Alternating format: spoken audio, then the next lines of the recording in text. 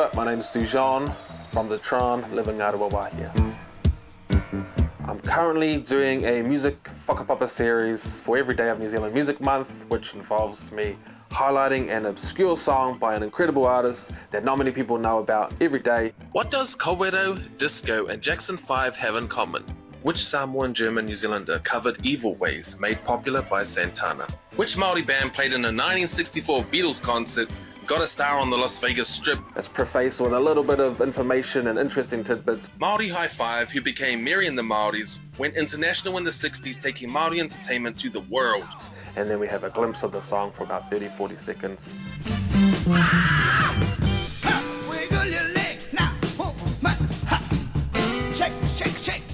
I think in that 60s period, a lot of the show bands, Māori show bands, you know, they were traveling around the world. Some just made it to Aussie, but many of them traveled overseas and toured multiple countries. So Mary and the Māoris, that was a show band, and many of the members actually ended up living in America and still live there.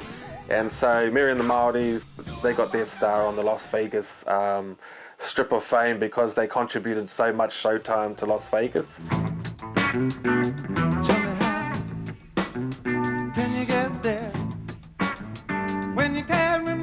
Back in the mid-70s, William's afro, glam rock suits and dance floor pelvic thrusts sent parents and school principals into a mild panic.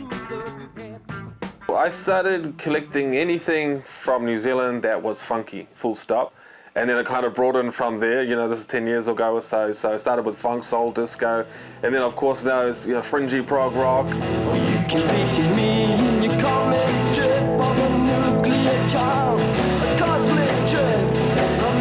So I'm kind of in that 60s and 90s period, but looking at really interesting examples of music within different genres, especially things that are off the radar, have interesting story, amazing musicians, but possibly invisible to the wider public. Is this the most underrated 80s New Zealand song ever?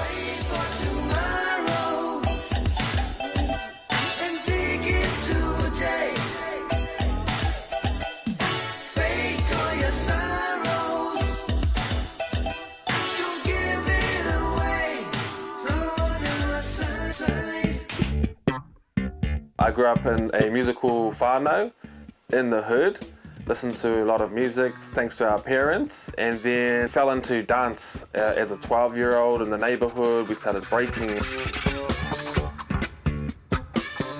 As you learn how to dance, you're also learning about the music at the same time.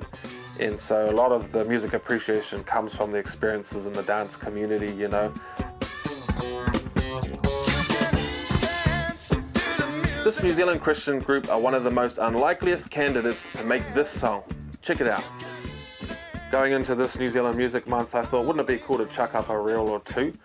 I put up the first one or two, and then I thought, oh, actually, maybe I should do this on a daily occurrence and talk with my wife, because of course we squeeze it in between work, family, and falling asleep, and so you got to shoot a little bit of B-roll and have a chat.